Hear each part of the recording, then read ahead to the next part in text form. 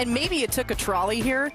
We did. Actually, I'm kidding. I wish we did, though. Inside the Moscone Center is where we will be for all of our coverage. The coverage continues throughout the evening on ESPN, and so glad that you're with us here. NFL Live, guys, we've made it to the Super Bowl. Marcus Spears, Mina Kimes, Ryan Clark, Dan Orlovsky. It's good to see everybody, and yes, we did coordinate our outfits. Look at that. Hey, Boogie. What's up with the jacket, the leather jacket? He looks stylish. First of all, shout out to my dog, RC, for the plug. Oh. That's number one. Andre Julius made this. And my dog Clean. And I got some more. Great. Yeah, some more. All right, so the fits are going to be popping here Friends at Super Bowl doing week. things for friends. That's what life is That's about. what they call it is cow. people helping people. That's the motto of our show, unless it applies to you, All Dan. right. Just kidding. All right, let's get right into the Super Bowl. And for that, we welcome in Sal Palantonio, who's going to be with us throughout the week, of course. And Sal, you are with the Patriots. You're just at the team hotel. What is the latest on Drake May and that shoulder and the Patriots' mood? Well, the Patriots have the day off. Very relaxed mood here at the Patriots Hotel in Santa Clara. We were just in the team hotel, and we saw a number of players get in cars and take off for the day and enjoy the day. It's a beautiful day here, as everybody knows, here in the South Bay, approaching 70 degrees, and they're happy to have the day off because it's back to work tomorrow on Wednesday at Stanford in Palo Alto for the first big practice of Super Bowl 60 week. But yesterday, on Monday, Drake May threw the football and was happy with his progress on his right shoulder. Listen to this. I'll be just fine. Yeah, I threw a good bit. I threw as much as I would in normal practice, and felt great. And looking forward to getting back out there in the Wednesday and Thursday for practice again, and Friday, and get ready to get a normal week of prep. Now, it's important to note that there was no pool reporter yesterday. Customarily, no pool reporter on Monday. So you didn't have a reporter to go out there and see how he was throwing. But I was told by everyone here that he looked good and that he was throwing freely with no problems. But on Wednesday, tomorrow, there will be a pool report, and we'll get an update on Drake May. We'll also get an injury and practice report. And I didn't go with the leather coats or jackets. I went with the cardigan, a little old school. Since this is my 34th Super Bowl, Stylish. I decided, There you go. get that relaxed look, Sal, you can't hide class, and you got it going on. We love to see it. I'll always look good. I love it. And only Well Sal put would together. tell you about the pool reporter. That's not a swimming pool, okay? That's just a reporter that reports for everybody. All right, during the regular season, the Seahawks defense had the 5th best pressure percentage in the NFL. We want to spend some time on this. More than a third of all opponents' dropbacks. In the playoffs, they've actually upped their game there a little, but they are blitzing far less. That could spell an issue for Drake May, who is getting sacked 5 times a game this postseason. Mina, when you look at this matchup, specifically between that Seattle D-line and the Patriots O-line, how much trouble is May in? It's concerning. I mean, Drake May's taken so many sacks, and I think what's most concerning is of those 15 sacks, 11 have come with just a 4-man rush. As you laid out, Seattle doesn't blitz very much outside of 3rd and long, and the 4-man rush has been really good. It's different from the ones New England has faced. It's not like Houston where they're just kind of the dominant edge rushers, but I think they're built in a way to take advantage of some of the, I would say, the core problems that have plagued the Patriots. So the left side of the Patriots offensive line has been an issue. It's very young. Seattle, maybe they don't have a dominant edge rusher, but they're so good at overloads and also moving their pieces around the defensive tackles, Leonard Williams in particular, aligning him to basically hunt your weakness. Yeah. And then the other thing they do is they speed you up.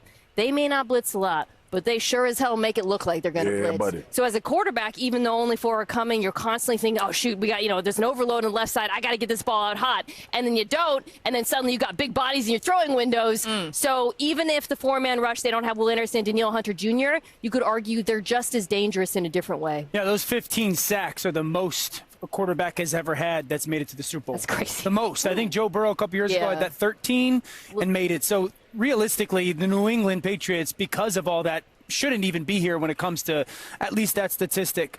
I think we get caught up in talking about pressures or fronts, and we only think it's passing situations and third downs. When you're going against Seattle, it has to be an every down thing for New England. So, number one, how do they handle the interior part of their defensive line? Byron Murphy and Leonard Williams, I think you got to trap them. I think you got to wham them in the run game. That's going to be a big deal. I think, two, you got to screen them and draw them on second downs. This defensive front, if you just allow them to play one-dimensional, they're going to get after you. I think the third thing is, you talked about the overload, Mina. I think you always got to send numbers to the overload and chip the backside. You have to help. And obviously it's all tied together. But if New England thinks, oh, we'll just have a focus of pressure or front on third down, the first and second down, you get eaten. But also alive. those pressure release valves, they tackle so well. So you get the ball out in space and suddenly the guy's being taken down. Well, the hybrid helps them play that way, Nick, Sure. But I'm a RC, this you. Yeah, go ahead. Oh, RC. wait, I'm up. I thought Marcus was going. No, listen, it doesn't matter. We're living free and loose. You know, I just said It's something. scary, but Honestly, when you look at this team, they pressured at the third lowest rate of any team in all of the NFL. And you saw the numbers, only 13% in the playoffs. But I want them to up that, especially on third and long, because Nick Emanwari is such a large piece of what they can do up front. Here, this is the middle of the season, and you're going to see them bring Nick Emanwari into position to blitz, and we're going to drop Drake Thomas, and he's going to be the vertical hook. You see here, because of the way they align, the threat of pressure to the top of the field, Tyler Algier goes left first, and he's too late to get back down to get to Nick Emanwari. Now you're going to see Julian Love, who is healthy once again. And this is just a five-man rush. It's a fire zone, so you can have eyes on Drake May, and it gives them an opportunity to put pressure on the quarterback before he can identify where the open man or the vacated zone is. And once again, bringing Nick Emanwari and Kobe Bryant from the bottom of the screen, and you're going to add Tyree Snipe to the blitz, and it's a free hitter on Jacoby Brissett. When you look at what the Patriots have dealt with in the playoffs, it has been a ton of four-man rush, but I do believe on third and medium to long, you can get pressure on Drake May and maybe force him into some mistakes. Would you do it on early downs, though, first and second for Seattle? Well, it depends on the way that Josh McDaniels is calling the game. He's played everything so close to the vest in the playoffs because they've played so well defensively. And so you're going to have to get into run blitzes if you're going to blitz on those early downs. Speaking of that, I mean, look, the opportunistic shots is what stands out for me with this offense. They've been able to convert in critical situations, critical down and distance, and it is quite frankly, it was why they won games. Oh, yeah. Both of these games in the playoffs.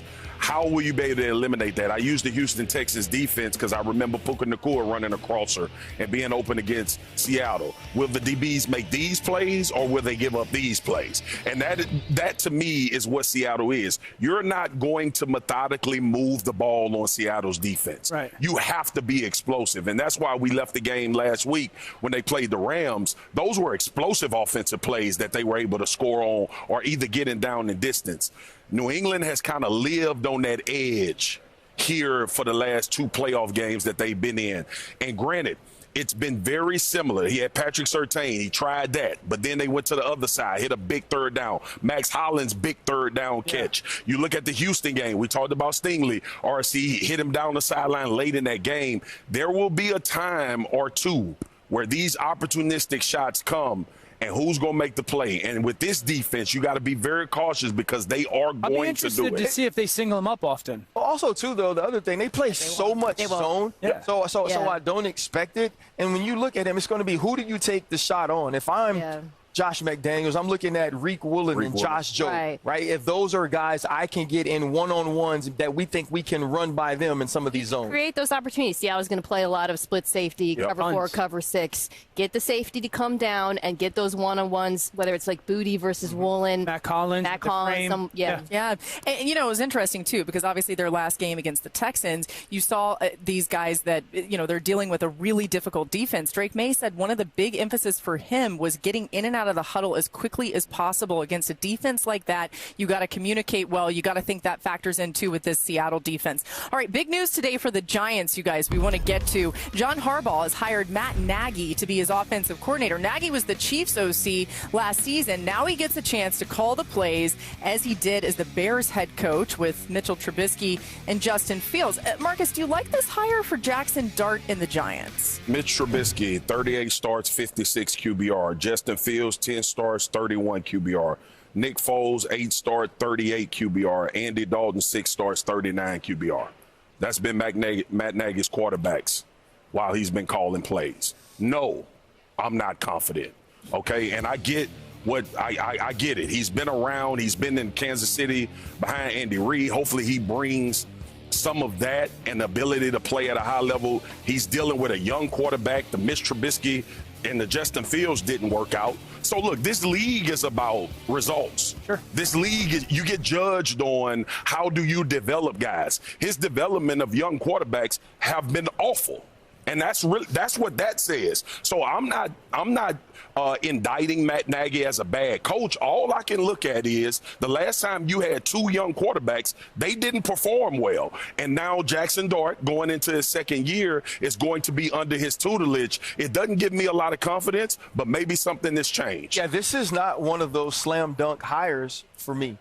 When you go with a guy with experience, that experience has to be one that is successful. That experience has to be one that is productive. And we know this is the most important hire for John Harbaugh, that who is going to be teamed with Jackson Dart's progression, with Jackson Dart's progress to where he can be the quarterback who not only stays on the field, but a quarterback who adds to his game. And I don't believe that Matt Nagy is that person. I believe there's a reason he went from offensive coordinator to offensive coordinator, why Andy Reid felt like it was time to make a change, or maybe he had to move on. I don't love this hire for the New York Giants. As much as I was high on the John Harbaugh hire, I think I have to be in a wait-and-see position when it pertains to Matt Nagy. I think the big thing, because Marcus makes a great point of how is he different as a coach from the experience of Mitchell Trubisky and Justin? Because when I think of Mitchell Trubisky and Justin at that time in their career, they were what?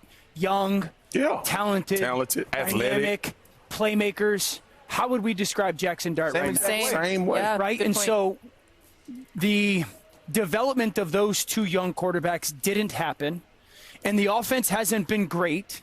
So what's different? Like, what has Matt Nagy learned from his experience since then that maybe he wishes he did differently? Because those guys, Mitchell Trubisky and Justin, never struggled with physical ability and talent. They just never developed into quarterbacks. Like the ability to consistently play the quarterback spot rather than the playmaker spot. How does that change? I'll focus on the last 2 years in Kansas City, right? It's always hard to know how much to take from Andy Reid because he's the play caller. What did Matt Nagy learn there? What can he bring with him to New York? And I think there's a lot in the passing game in terms of the way Kansas City used motion, formation to get guys open without the greatest group of skill players at that time. RPOs is going to be a big part of that. Was a big part in Kansas City. It'll be a big part of the offense in New York. I think the one thing, though, you'd really like to see that's different from Kansas City is the run game in Kansas City really just stems from the pass. It's just an extension of that, right? And Patrick has to make so many of those choices. A lot of them are tagged to RPOs. I don't think that's how you can do things in New York. You want this offense with Jackson Dart. I wouldn't say run first because that's kind of a archaic way of looking at it, but that should be the strength of this football team. So I think for Matt Nagy, that's the challenge here. You didn't run the ball well in Kansas City. New York, you've got challenges. You've got good backs. You've got some pieces. You've got a dual-threat quarterback. You got to figure out how to run the football. I would love to see some of the things you see from Matt LaFleur in the run game, some of the creativity and also the versatility that you see in Green Bay, be some things you could try to implement in New York. I know it doesn't necessarily work like that, but Mina pointed to the creativity, the motion, and the movement of the pass game. I think some of that in the run game, especially with the Jackson Dart, who has talent. But, y'all, the reality is this, right? The X's and O's are the X's and O's. we all look at game and we divulge in film all season long. We can tell if you're calling plays like ass. Yeah. We know that you don't have a system and a scheme that should be conducive to somebody having success. I literally focused on the development of young quarterbacks because that's the situation he walking in. Yeah. Jackson Dart has to be a better quarterback this year than he was last year, and that's how he'll be judged. If his feet, it's everything about his feet. If they can't fix and consistently get his feet, I don't care what plays you're calling. Yeah. It's not gonna become what it should be. Yeah. Yeah, and based on what happened last season, the last couple seasons, like Mina was pointing out, the Chiefs ranked 20th in total offense, 21st in scoring this season. Some of that had to do with their personnel, but you do have to look at it as some sort of indicator of what we might see. All right, coming up next, we've got a lot more news. Todd Monken, hired by the Browns last week. He was introduced in Cleveland today. He inherits a QB room with Shedeur Sanders, Dylan Gabriel, and Deshaun Watson. He spoke about that situation today. Well, I think like any position on the team, that's still to be determined. Am I excited about Shedeur? Am I excited about all the quarterbacks in the room? Am I excited to coach this football team? Absolutely. I can't wait for them to get back and for us to get started. When you talk about who's going to lead this team, who has the it factor, who has those characteristics that the team wants to follow and believes in them because the ball's in their hand every down. This game's going to come down to 2-minute situations, 4-minute situations where you've got to be able to execute at a high level. Okay, so we're going to get to what you think Todd Monken should do with this situation, but you noticed something about what he said there that was interesting, Dan. Well, he only said Shedeur's name. He said all the quarterbacks in the room, but he had previously said Shedeur. Yeah, so everything about Cleveland is, okay, what is at least the starting point plan at quarterback? Shedeur Sanders, Dylan Gabriel, does Deshaun Watson factor into it all? There's 2 first-round picks. I just think it'll be really interesting because this guy, Todd Monken, has had a ton of success in multiple places with offensive football, in multiple different schemes, with multiple different players. I mean, Ladd McConkey was one of the best players in college football at Georgia. Yeah. One of the best. And I know he's a very good pro, but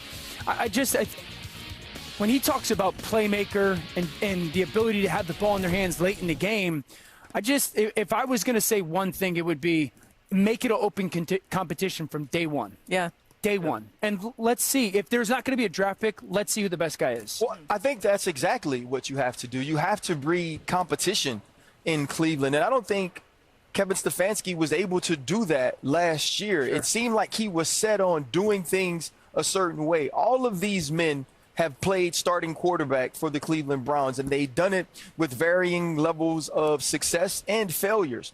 You don't know what you have until you've put them in your system, until you run them through what it is to be the quarterback for your team. And you know you won't have necessarily the skill players and players you need around them early, but if you find that guy, you can now build a team that needs to be built up from a roster standpoint in so many other places. Yeah, I think it'll be interesting because the draft is late April. This team will probably get started with their offseason stuff sometime third week of March or something like that. There's only about a month that Todd Monken can be around these quarterbacks to figure out, okay, are we going to use one of those 2 first-round picks on a quarterback, or are we going, nope, one of those 3 guys is going to be the guy this year? I think when you start looking at some of these guys in the draft, I don't know if that's what you want to do when that you would be build there a team when with skill players with the 2 picks. Yeah, it's it's going to be a dilemma, and how is he really going to know enough about what they do on the field during that period of time? Yeah, right? and I would say out of those 3 guys that are there, Deshaun, Shedeur, and Dylan, I just think watching Monken over the years, I would tell you that Shedeur's probably the most equipped to operate the offense that he wants. It's heavy play action. I think that's what he does well. Okay, Monken also did say that Jim Schwartz is an outstanding DC, but declined to comment on his return. So we're still keeping an eye on what they do there. How about this? The Cardinals introducing Mike LaFleur as their new head coach, and that quarterback situation really interesting. They're trying to sort it all out, right? Kyler Murray still under contract, but there are questions about his future, as we know. LaFleur addressed that today. Being in this division for 7 years, it was never fun. You know, I have a lot of respect, for him as a player. I know he got drafted in help me out there, is it 18 or 2019. So obviously those first 2 years, but again, having the 5 years having to go against him, a lot of respect for him as a player, and he was never a fun challenge to go against. Peter Schrager joining us here. He'll be with us on NFL Live throughout the week as well. And Peter, what context can you add on Kyler Murray's situation going forward? Because that's the question everybody wants answered here. How about that haircut on Michael LaFleur? Woo! Make a statement. Dialing. Good. That's a new do. That's one way to do it. Kyler Murray is such an interesting one because the contract is there, and in 40 days, he'll get $20 million guaranteed if he's still on the roster. If they cut him in the next 40 days, they don't have to pay that and they can move on. Is that enough where you say, I want to wait and see and get through free agency and get through the draft process and see if there's anyone else out there? Truth of the matter is, Michael LaFleur said it. He's been in this conference, for this division, for 7 years, going from the Niners, of course, went to the Jets for a little bit, then back with the Rams. If anybody knows how dangerous Kyler is and what he thinks of Kyler, it is him. He's done the work on him. They're not going to give anything in an opening press conference, but I can tell you this. There is no sure thing that Kyler's out. They hired Michael LaFleur during those interviews with those coaches, and I talked to several different candidates who met with the Cardinals. They asked the Kyler question, and from what I gather, Michael LaFleur is not shutting the door on bringing Kyler back. I think that makes sense because it's not an easy decision. To your point, they can cut him, but they would be taking a big cap hit, and there aren't that many quarterback options. It's hard for me to easily imagine them making a choice. I do think a trade would be more attractive to them if that's in the offing, so this could be them like kind of putting out feelers and waiting and seeing. I don't know what they should do at quarterback, but I do know this. I'm not surprised that they went in the NFC West for their head coaching hire, given how strong the coaches are on these teams, how successful that they've been.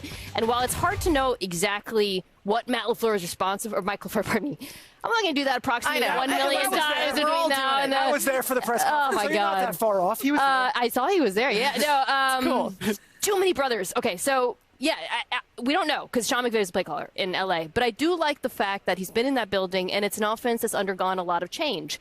Peter, you know this, covering the Rams so closely. This season, they switched from being primarily an 11 personnel team to using 3 tight ends. That's something Arizona loves to do. Their best skill player is a tight end. And they've also really evolved their run game in L.A. It's changed a lot from being that wide zone rushing attack to more gap, more duo. So I'm interested in seeing the influence he has on the run game in Arizona because it's a run game that has struggled this season. I would really just quickly add, I think a lot of people are looking at this as like they're the bridesmaid in the Clint Kubiak sweepstakes. They really liked Mike LaFleur. Clint Kubiak did go on to be the coach of the Raiders, but this does not feel like this is, oh, shucks, we didn't get Clint Kubiak. They were excited about LaFleur as well. Hey, speaking of those brothers, these guys now, Mike and Matt, will be the 4th pair of brothers to serve as NFL head coaches. So it's running in the family. Too many Mikes, too many Matts. Right. 2 M's, alliteration. Oh, my goodness. All right, coming up, we got more to get to. We're going to dive in a little bit more. Oh, Sam Darnold does have some swag. You probably didn't get enough credit Big for it. flannel guy. Right. Okay, he's been one of the best quarterbacks. This will give you swag. Throwing downfield this season, including the playoffs. He has the lowest off-target percentage and the 2nd best completion percentage on throws of at least 20 yards this season.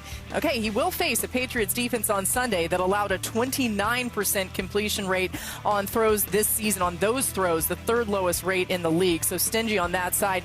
As we now welcome in Jeff Darlington, who's going to be covering the Seahawks for us all week long, and they're getting ready for Super Bowl 60. But, Jeff, it was a decision that they made about a year ago at their team facility, thousands of miles away, that really propelled them to get to this point. Tell us more about that.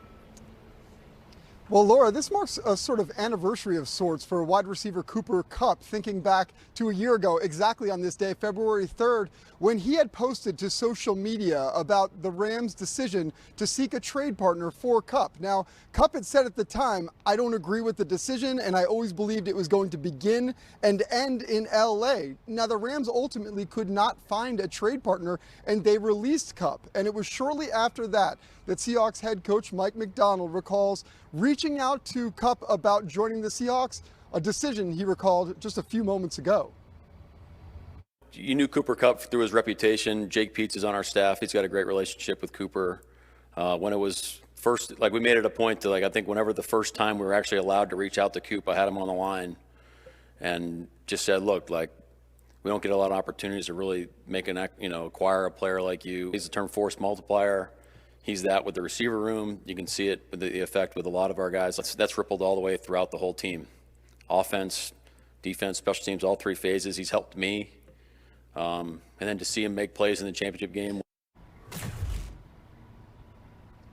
So literally about 10 minutes ago, I was asking Kupp about those comments, and I asked him to reflect on the year that has been. And he talked about what a challenge it was. He never really thought he was going to leave the Rams. He talked about what it was like to have to go to his family and to his kids and say, we're moving to a new place. And by the way, a place that we used to play twice a year as a member of the Rams. He said that ultimately he does feel rewarded. He feels vindicated by this step, but he said that's all going to be for another day to reflect upon. For right now, it's about potentially winning another Super Bowl, a Super Bowl which, by the way, he was the MVP of just 4 short years ago. Laura. Yeah, I'm not sure people even remember that the way that they should, Jeff. Just great stuff from you. Cooper Kupp's been through a lot this season, as Jeff alluded to, and he takes the time to actually credit Sam Darnold's resiliency for inspiring him throughout some of his personal struggles this year. Dan, so much on Seattle's offense to get into. They've had success with 12 personnel this season. What will that look like, though, specifically against this Patriots defense? I would be interested to see how New England handles it. Will they handle it by matching personnel or by being very down and distance centric? Because I think the challenge with Seattle's 12 personnel is they can do so much out of it. They can get easy completions, can run the football, they move those tight ends, they get that keeper game where they will run this 5 times a game, some version of this where Sam Darnold gets out on the perimeter. And again, going to his left makes this a little bit unique. There's that 12 personnel. Once again, Sam now in the pistol. It's the same concept, essentially, for a quarterback to read deep, intermediate, and shallow, and then the ability to still line up underneath the center and take the shots down the field. This is one of the greatest offenses or best offenses in the league when it comes to, hey, 12 personnel, we want to take a shot down the field. And so when New England play with 3 linebackers on the field, will they keep it nickel? Will it be, hey, if it's 1st and 10, we want to play against the pass. If it's 2nd and 6, we want to put backers on the field to defend against the run. I just think how New England matches it from a personnel standpoint pre-snap is going to be fascinating. I love that we're having this conversation now because you guys remember it's how we started the season, talking about 12 personnel. And Seattle, to me, is the case study for why you can be so explosive out of it. When they use it, and they use it at a pretty high level in terms of around the NFL, they have a 46% play action rate. That is more than 4 times how much they call play action out of 11 personnel. Woo. And when they throw play action out of 12 personnel, they average 13 yards of play. Wow. So it is how 13 yards of play, Dan. So it is how they access a lot of those explosives. Some of that is because they get defenses to put their base personnel, to your point about how they're matched. So we talked about at the beginning of the season, you put heavy bodies on the field. That's not just allowing them to throw on the linebackers with their tight ends. It also creates one-on-ones. They call so many deep crossing concepts off of those 12 personnel looks. So if you're in New England, you're thinking, okay, we're not going to put 3 linebackers on the field. But then you're dead in the run game. And then Seattle, 12 personnel, the run game on nickel, 58% success rate running out of those, which is really, really good. They're 2 tight ends. They're not huge names, Barner and Saubert. Awesome. They're all-around tight ends. They are passing threats when they're open, and they're good blockers. So it creates this personnel matching problem for New England that, candidly, I don't know how I would solve. Yeah. What age do you turn after 12? 13. 13. And that's been something that they've been super explosive out of as well. 2 weeks off. I got to think that they want to show that look. There is a significant amount of success that this team has when they're in 13. They don't do it a lot. But early in the season, I went back to the Houston game because that's the comparable defense to when you start talking about how New England would maybe try to play this by getting extended into the block. And you force this team, like y'all said, you either in base or you in nickel. I'm sure you want to play 13 with base, and you still have the run game out of this. But this is those tight ends that you just mentioned, Mina, that can get to the 2nd and 3rd level and make plays. I think it creates 2 for Sam Darnold, easy, quick reads, because the defense in alignment in base as well. I brought this graphic because I thought it was super interesting going back and looking throughout the season. Week 1 through 7, it was 24 snaps total of 13 in total. Week 8 to the division round, only 9. It showed back up last week in the NFC Championship. Tight end, that helps. Exactly. Yeah. So I think a lot of it really boils down to now with New England and the addition of Arroyo, who we saw catch that pass, you also have to plan for that as well with the success that they've had in 12 personnel. And one thing that has been really good about Seattle offensively, they've dictated a lot of your personnel from a defensive standpoint all season long? Well, I think the first thing is you have to play to your strengths as well. When you're a good defense, you play what you're best in. And if you watch this team, they've kept linebackers on the field and they've been able to play the pass and vice versa. But the problem for them is nobody dangles chunk plays out there like the New England Patriots. Yeah. And nobody hunts chunk plays like the Seattle Seahawks.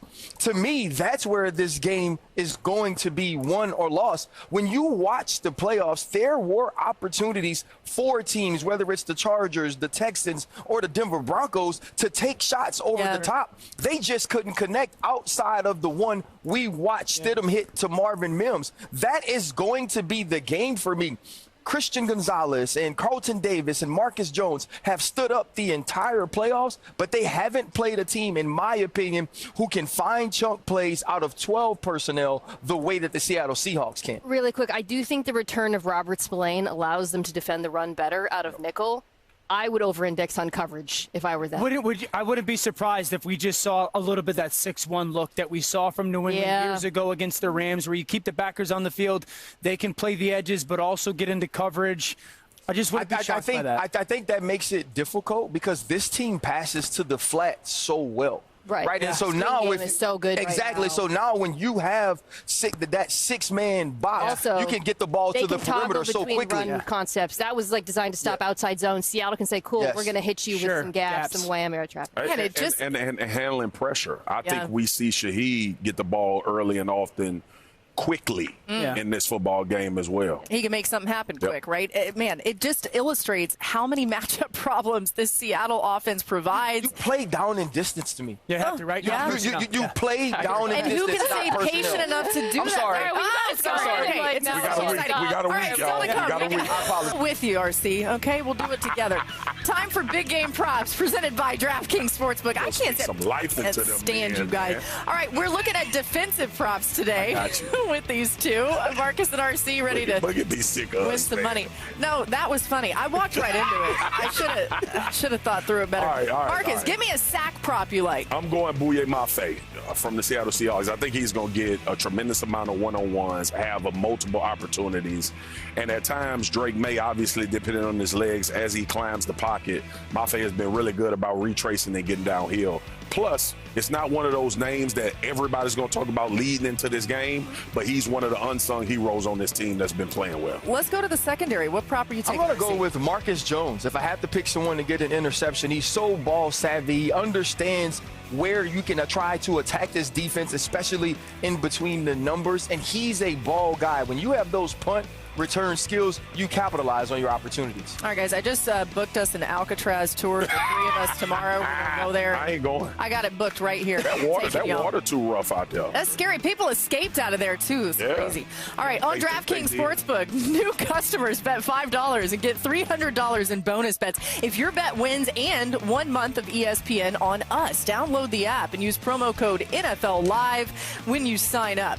Let's get to some more news around the coaching carousel that's finally been filled up, right? Seahawks offensive coordinator Clint Kubiak, of course, will coach in the Super Bowl, and then he's set to become the Raiders' new head coach after Super Bowl 60. That, according to our Adam Schefter. The Raiders will be Kubiak's sixth team in the last 6 seasons. This was his first and only season as Seattle's OC after filling that role for the Saints last season. He's also spent time with the Broncos, Vikings, and 49ers. Under Kubiak, Seattle was a top 10 offense in passing and rushing this season. We've sung his praises on this show, certainly. Mina, how well does Kubiak's system fit the personnel that the Raiders already have? And you got to think about that number 1 pick in Fernando Mendoza, how he may factor in. I think it's a phenomenal fit, especially for a young quarterback. Dan was just highlighting how Kubiak has done such a great job of giving Sam Darnold answers on some of those boosts that they run so heavily. And those are things that I think Mendoza, if they take him, can execute based on what I've seen from him. But I also like how it fits some of their other players.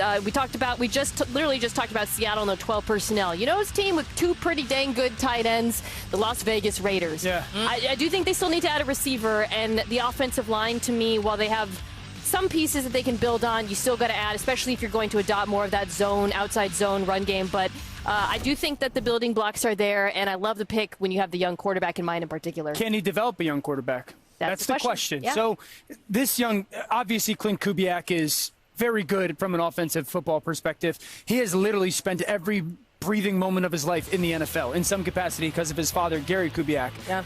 But the quarterbacks that he's been around, there is a ton of experience that those guys had before Clint Kubiak was with them. Kirk Cousins, Russell Wilson, Derek Carr, and Sam Darnold. The only caveat is the Brock Purdy one. And so how can he tap into that Brock Purdy experience and understanding and what helped him kind of take that immediate rise when he got into the field and transfer it to Fernando Mendoza? Different situations, different people, different teams, yes. I think that being a great offensive mind is very different than developing a young quarterback. Yeah. How well he does that will determine if he's a good coach. And fascinating to see what they do with Max Crosby. Does he try to make sure that he repairs that or that Max Crosby stays? Trade Max Crosby. You have said to trade Max Crosby. To who? See, I forget. Who did you say? The Rams. Oh, the Rams. Yeah. All right. Sorry, Dan. I forgot your imaginary thing that isn't happening. All right, still ahead. The Pro Bowl games kick off tonight. Best athletes, wild skills, plenty of personality. Stick around to hear what our crew is locked in on tonight. It's going to be a fun night for the NFL here in